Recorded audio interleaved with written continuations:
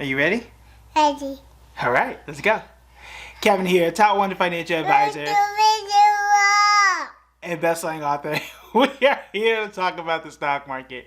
Investing in a lot of ways has similarities with both music and sports, in that you can listen to a particular song and take elements of that to create your own, or even in sports, you can watch a certain player and take elements of that player and their game and implement it in your own. I think Kobe Bryant is most famously a carbon copy of Michael Jordan, right? He took a lot of his moves, created his own style, and became his own player. And then that was copied through other athletes like Kyrie Irving or even Jason Tatum. So in that mode, what we're going to do today is take some news and notes, or really take some notes from the Bill and Melinda Gates Foundation. It's close to a $20 billion portfolio, and see, hey, what are you doing? What are some things that we like? And what are some things that we can take and perhaps implement into our own portfolios? And this is something that I think really all investors do to a degree. You're learning from me, I'm learning from you, I've learned from books, I've learned from research, I've learned from clients, and basically have compiled my own personal investing style over the past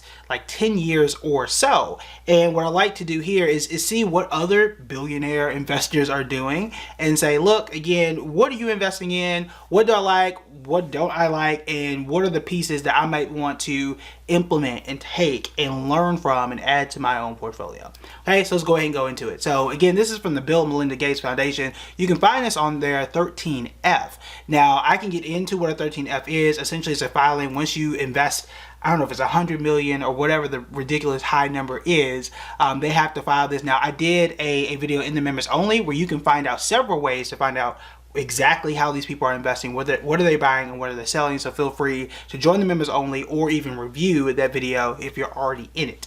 But let's go through the top 5 for Bill and Melinda Gates. So first one is Berkshire Hathaway. That is BRKB, and this is like basically all they have. It's not all they have, it's close to half. So of the 19, almost $20 billion that they are currently investing, about half, $10 billion to be exact, is in Berkshire Hathaway. Now, Berkshire Hathaway, I think we all know, that's Warren Buffett's company. Berkshire Hathaway itself owns Geico, a good chunk of Coca-Cola. It owns a good chunk of Apple, which is interesting because Apple and Microsoft were kind of rivals, and Berkshire Hathaway's biggest investment is in Apple. So it's just kind of a weird roundabout way of how things connect there. But in either case, Berkshire Hathaway right now is down about 4% in the last 6 months and up about 5% over the past year. Now, earlier this year, Berkshire Hathaway was one of the few stocks that was in the green.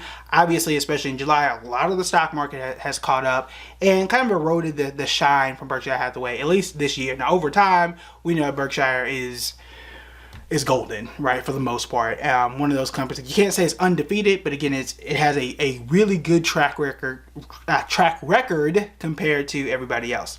All right, the next one on the list here is Waste Management. Their ticker symbol is just WM. An interesting thing about Waste Management is, other than the fact it's up 22% in the last 6 months and up 15% over the last year, which is really good compared to where the stock market is. The other part is, this was one of those like pandemic quote unquote safety stocks that very few people talked about and just kind of forgot about it, myself included. So if you go back to my videos in 2020, I've mentioned Waste Management along with Costco, but I just honed in and invested myself in Costco and just focused on Costco and what felt like almost nothing else during that period of time. We talked about Dollar General as well. But Waste Management was, again, one of those companies like, hey, the garbage is going to have to be taken out, COVID or not. This thing does have to happen. And you just let that one fall by the wayside. No pun intended there. And it's a company that is obviously done quite well recently and may have some continued room to run, meaning that there's more space for this company to continue growing. And I say that because of the fact that it has been up more in the last 6 months than it has over the entire year. So if you want me to do a deeper deep dive into Waste Management, because I'm a little curious about it too, feel free to let me know in the comments, and make sure you hit the subscribe button while you're at it. All right, so next one is Canadian Railway. That one is CNI, a company that honestly I don't know if I was aware of it. Okay, I just don't know if I was. This one is up 5% in the last 6 months and up 21.7% over the last year. It's obviously a railway company. That is what they do. I don't think we need to go into what trains do and how important they are for getting things from point A to point B. Just, for somebody who is known for tech, Bill Gates and this foundation is not necessarily tech focused in what they are investing in. There may be some reasons to that. I'm not entirely sure, but that is the vibe I'm getting. And it's even more interesting when you look at the next stock on their list, and that is Caterpillar. Their ticker symbol is CAT. Now, this is one we talked a lot about with the infrastructure bill. They're down just 0.36% in the last 6 months and down 7% over the last year. Now, it being down 7% over the entire year, it's not necessarily fun, but again, compared to where the overall stock market is and what we expect the infrastructure bill to do, and where we expect the chip shortage and construction and all of that stuff, there's reasonable expectation that this could be something that's undervalued and could do well over the next several years, because remember, we are still dealing with a housing shortage and increasing rents across the board. So we are going to have to build, whether it's going to be in 2023, 24, 25, we have to build more houses, we have to build more apartments to bring down the cost of everything else. Now, while inflation is, due to a part in supply and demand, which is definitely true in rent and in housing, there are some things that both the Inflation Reduction Act and the chip shortage and just higher interest rates are going to help bring down. Housing supply is not one of those things. The only way you can fix that is by building more stuff.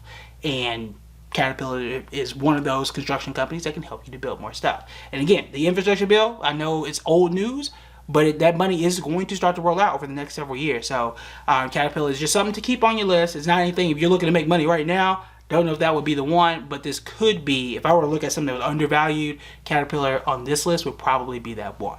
All right, the next one on here is Schrodinger. Now, they are a drug discovery company, so you can put this in the biopharma category here. Their ticker symbol is SDGR. They're up 16% in the last 6 months, so that's good for them. I wonder how much of this was in July, but they're down 46% over the last year.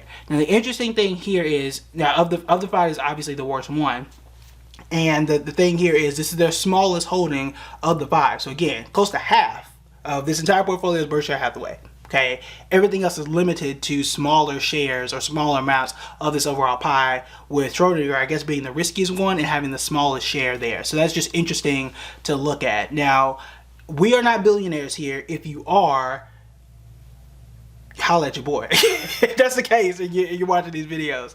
But really, you should. If you got $1 billion, let me know. But aside from that, now because they're already rich, right? Bill Gates, as of June, was worth over $129 billion. He's the fourth richest person on the face of the earth. Okay, so I think he gonna be all right. And he doesn't necessarily have to follow the same rules that we have to in terms of like safety and diversification. Now, these are not, to my knowledge, not the all of the five stocks he owns, is just the biggest.